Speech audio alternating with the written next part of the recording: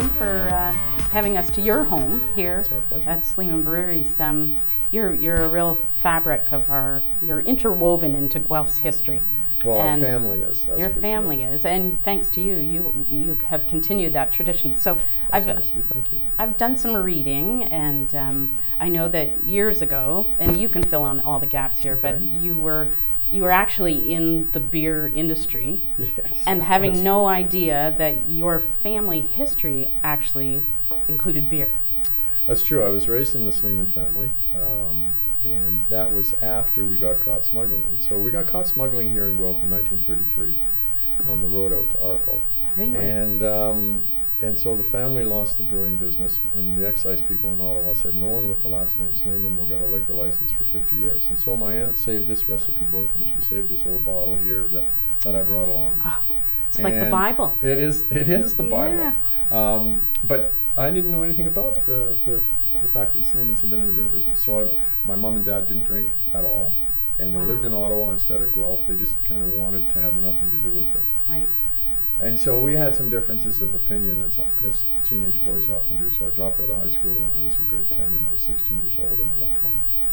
And I ended up going to England, and I got married to an English girl and lived there and liked the pubs. And so I came back to Canada and thought, maybe we should have a pub. So I built a pub. It's still in operation in Oakville near Sheridan College. Oh, okay. And out of that, I developed a business that imported beer. So I was the agent for Guinness and for Heineken and some big brands. Right. And you're right. At that point, I still knew nothing about the Sleeman history because my parents never talked about it. I think there was some embarrassment about the fact that they Right. had been a successful family and then they lost Yeah. it all. Yeah. And they didn't lose it all from bad management. They lost it because they were smuggling to Al Capone, which is kind of a cool story. That is a neat But story. at the time, I don't think my parents thought it was very cool. Right.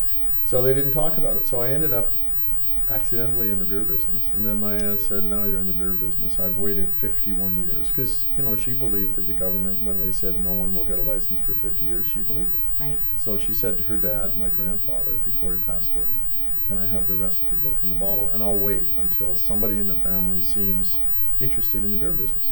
So I have lots of cousins, and I have a sister, and nobody else in the family seems to have been interested in the beer business. So No. by accident, I ended up in the beer business. And so she said, okay, I guess you're the guy.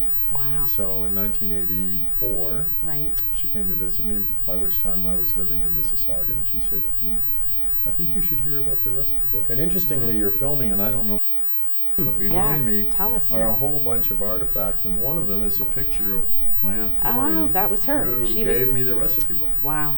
And she was quite elderly, but she lived long enough to come and see the doors open and Yeah. see that our family business got restarted. So yes, I didn't know about it, and now I'm delighted that I finally found out about it. That's like, to me, we could make a movie. Like, Well, forget about the interview. We'll just make a People will movie. probably fall asleep. pretty Hollywood quickly, movie. I that's what I see right here. Oh no! Well, that's we'll have to amazing. find somebody really handsome to play the lead. Well, I know, I want you to know that during the 80s and the 90s, I'm pretty sure I kept this place going for you. Thank you. Yes, I did it You selflessly. paid for the lights and the I rent. Thank did. you. I consumed so much of your product. Were I you love at it. school here in Guelph? Yes. Well, I'm born and raised here in Oh, Guelph. okay. So, and then, no, I had to leave because I was drinking too much of your beer. So That's a terrible reason to leave. That's a reason to come and work for me. Yes, exactly. Maybe. But the one thing with Guelph is I've always been so fascinated with its history. And I drive by your great-great-great-grandfather's. The house down the street? Yeah, Yes. the house down the street. This one It's here? so stunning. And It certainly was in its day. It could use a little bit of work right now, and it's a different kind of business. But that's where my ancestors lived, and there were tunnels that went underneath from the house across the street because we had two breweries in town. yeah, One of them was across the street called the Silver Creek Brewery, and the other one was down Edinburgh Road on the Speed River, and it was called the Springbank Brewery. right. And so it was quite a large business. And when I was doing research for restarting the brewery, I went over to the University of Guelph that has all our family papers. And I found documents where the Carling Brewery in London and the Labatt Brewery and the Sleeman Brewery and the Kuntz Brewery, we were all in a cartel dividing up the province saying, okay, I won't sell in your area, you don't sell in mine, let's all agree on the same price. I kind of long for those good old days. Yeah. Now those things are illegal. Exactly. And I know your great grandfather, he was the former mayor of Guelph. That's true. He brought the railway out to his house, he did. which was amazing. Yeah, you know what? He was a pretty smart guy. Traditionally, railway lines or streetcar lines have what's called a more narrow gauge. The distance between the two rails is like in the Toronto system, is fairly narrow. But he built the railway system, the street railway system in Guelph, to the same dimensions as the Grand Trunk Railway. So he did that so that when there wasn't a railway car running out to the brewery, he could have the Grand Trunk Railway switch onto his line, bring our barley and our corn and our hops and everything else out to the brewery. And then load the finished product on trains, and they disappear to Toronto and Montreal. And then when those trains were gone, he put the streetcars back on. And he paid for it all for himself. And then when it started to lose money, he sold it to the city for a profit. Pretty smart guy. So he was a serial entrepreneur? He was a serial entrepreneur. Just like you? Well, right? Much better than me. Yeah. Well, I don't know about that, but I got to tell you, as a Guelphite and the city, we're really proud of you and what you have accomplished. Well, we should be proud of the people that work for me. One of the things I've noticed over the years, I've started 4 businesses, and each business is more successful than its predecessor, and the reason is I hire really smart people. When I started the pub in Oakville, I was a one-man show, and I thought I could do everything, and that's kind of the entrepreneur's spirit. Sure. And you don't have the money to hire people, etc. Right. And it's still there, and it's a successful pub. But each business I've had has got bigger, and it's because I have really smart people that work for me. So here in Guelph, this business is a success. We have about 400 employees who live and work in Guelph, and they do all the things that I'm not good at. And so while I end up getting the credit, it really does need to go to the people that work with us.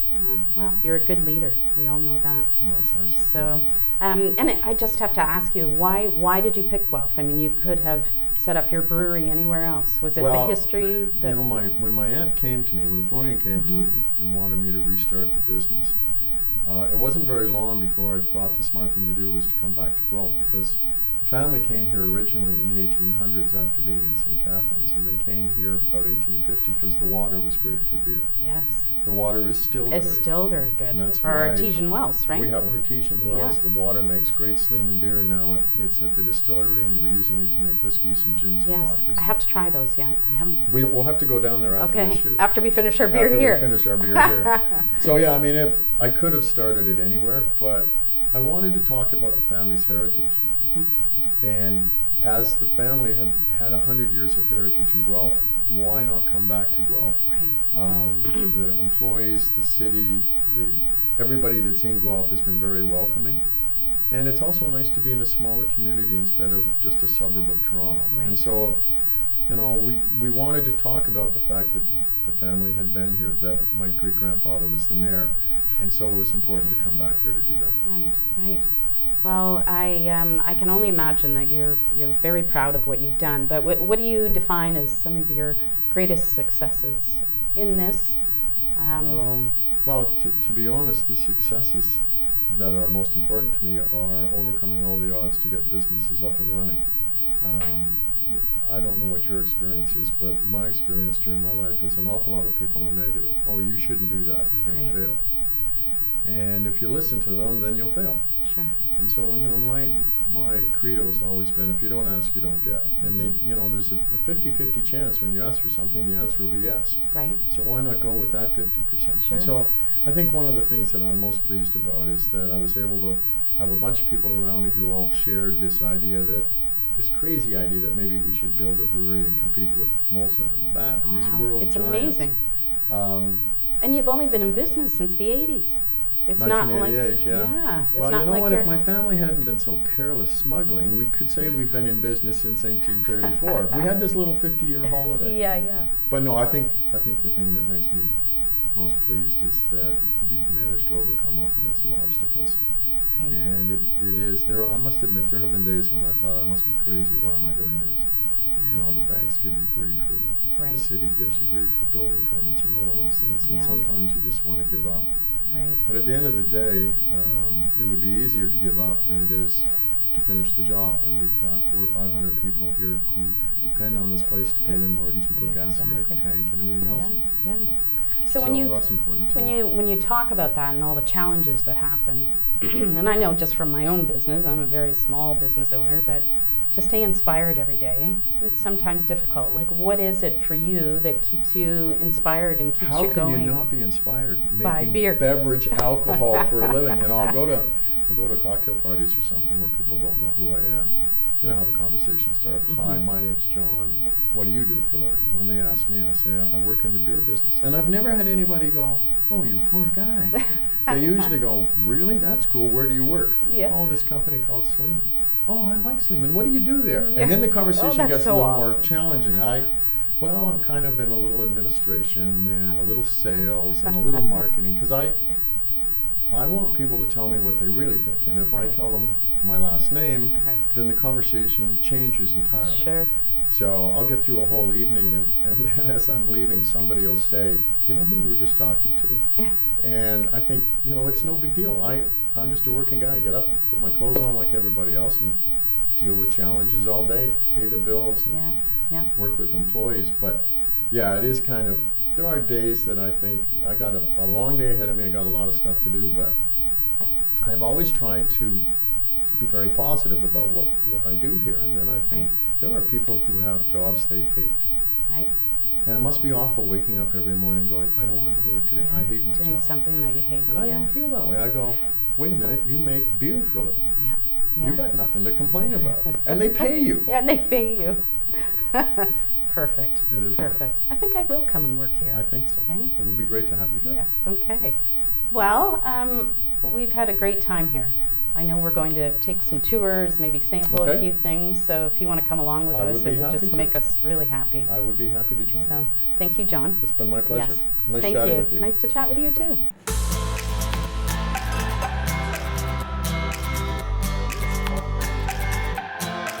Come and join us. Guelph Games 2020. Have a drink on us.